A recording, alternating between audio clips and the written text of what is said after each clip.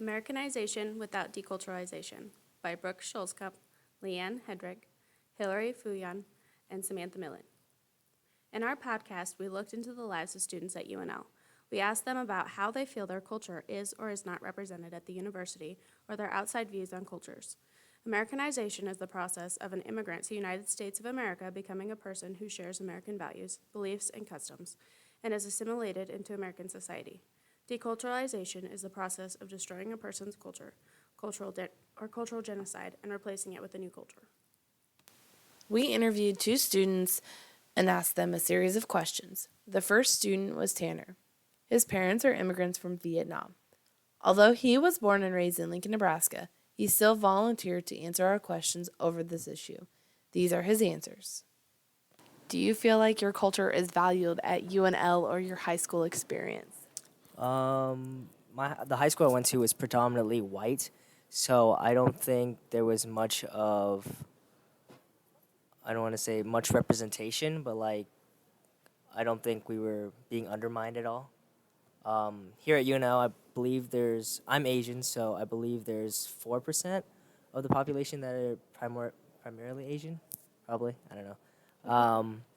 And a lot of them being international students. I don't think UNL specifically tries to put us down or anything, but I think it's more of us not putting the effort to get ourselves out there. Way that you could become part of America's culture without losing a majority of your own? Going to these kind of schools kind of teach me, I guess, American culture and how, their school system works and all that. I think it's really up to me if I wanted to continue learning about my own culture, because my parents, they're immigrants and stuff. So me going to, I guess, white schools and stuff, I've already embraced that culture coming here. And it's kind of if I wanted to keep my parents' culture, it's not that I can't, it's just if I wanted to. And stuff like taking native language classes and all that. The next student we interviewed was Caitlin. She is from Albion, Nebraska, and volunteered to answer our questions from a non-immigrant perspective. Here are her answers. Do you feel cultures have not been valued during your UNL experience? Yes, I do feel that cultures are valued at UNL because of all the emails and clubs that UNL has for cultured students, and everything that they have for them just proves that UNL really values them and they want them to feel at home here just as much as we do.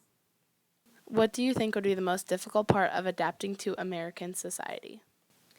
I feel like it would be hard for them to get used to the English language, but they do kind of learn it over where they're from. So another thing that would be hard for them is just learning the school system here. I'm sure it's different from where they're from.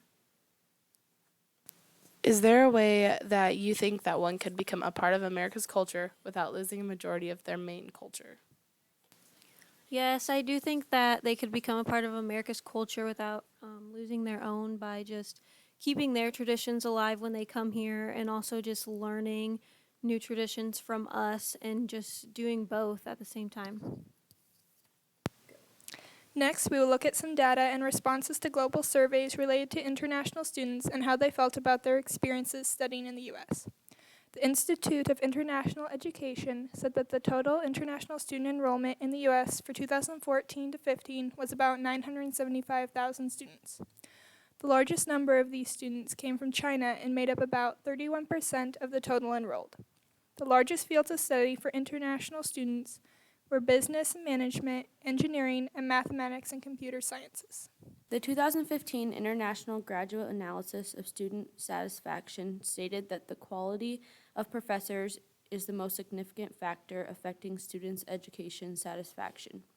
Students also commented on professors' attitudes with international students, including how willing they are to assist foreign students and how they give international examples rather than using examples relevant only in the U.S.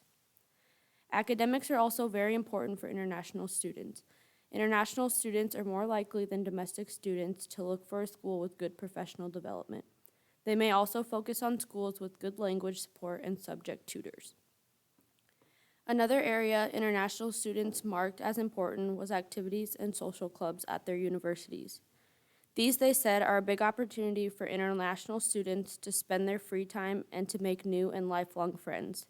However, one student said that it is still hard to make American friends because most of social clubs that the school provides are only for international students. Now we'll be discussing the interviews and some other information we found on the internet.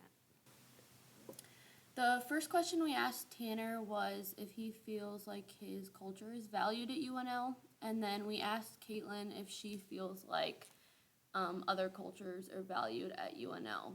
And Tanner basically said that he went to a predominantly white school and he didn't feel like his Asian culture was suppressed at all.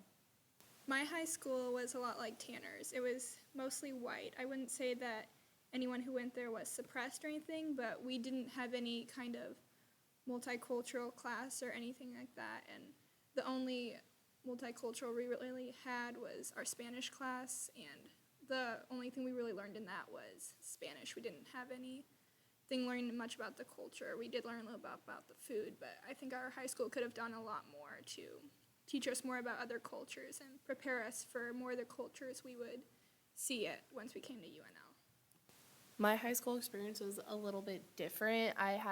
It was a predominantly white school, but we also had Mexicans, and we had a few Asians, but not many, and they weren't suppressed at all. They got to do whatever they wanted pretty much. They just had to follow the school rules, obviously, and then we had Spanish class, and we did a lot with the culture in that, and we had some of our Hispanic students come in, and they would help us with some things that we didn't understand in their culture, and our teacher didn't, and they talk about it. And there were also many clubs that they could join if they really wanted to have a group together, but they didn't really take advantage of it. But if they wanted to, they could. I also went to a predominantly white high school like Tanner. There weren't very many opportunities for any kind of multicultural education besides Spanish class also. They did have some long-distance opportunities for classes in Latin, German, and French, but those were also just learning the language, not learning about their culture.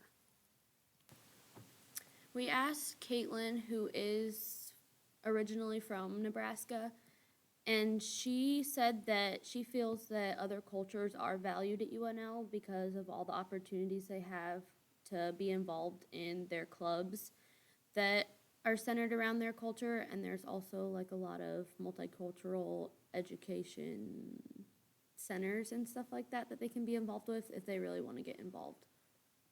We agree with Caitlin and what she said because there are multiple clubs and organizations for multicultural people at UNL. The Jackie Gawkins Center is a good one. There are multiple multicultural Greek organizations that they can become involved in. So it's really up to them if they want to put the effort in. So I think that we value them because we have those opportunities for them. The next question we asked Caitlin was what she thought the hardest adaptation it would be for international students coming to America.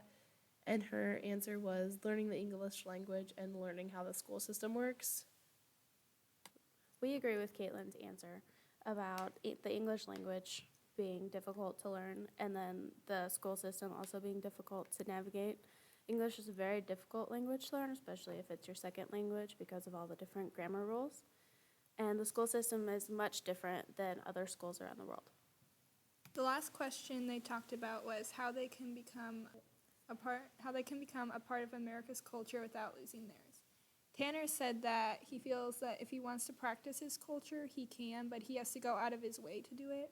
And he said going to an American school helped him to learn American culture.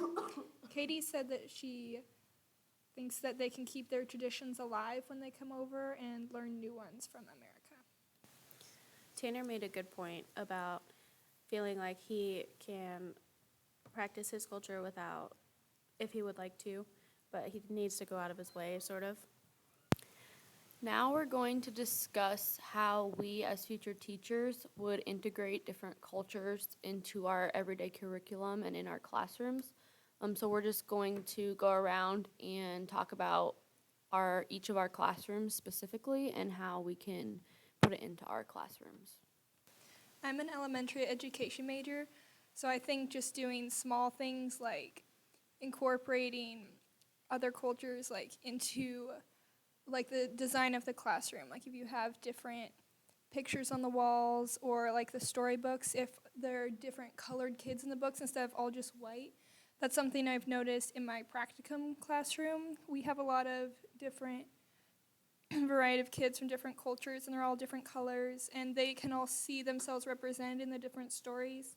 And there's also things like when they take attendance in the morning, they each have to grab their hand with their name on it. It's like a paper cut out of their hand, and they're all colors matching their skin. I think that's something you can do, because if everything's just white, then that would be very racist towards them.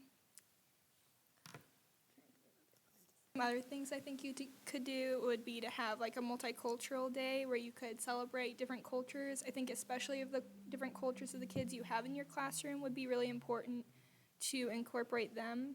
But I think it's also important to, if you end up with a classroom that's all white kids, I would still want to incorporate some other cultures just so they could learn about them and prepare them for their futures, because they're likely not going to go into career fields where it's all just going to be people that look exactly like them and are from the same background. So I think it's really important for them to learn about a variety of cultures. I'm an elementary education and early childhood education major. So in my classroom, it would vary depending on what age I was teaching, what I could add or change. Some things that you could do with younger kids as they're learning English is to add different languages to labeling things like doors, windows. So then they learn how to say different basic things in other languages. You can also add different books that go over different cultures, different holidays, different legends of different cultures to expose them to that so they have a better understanding of people that are different than them.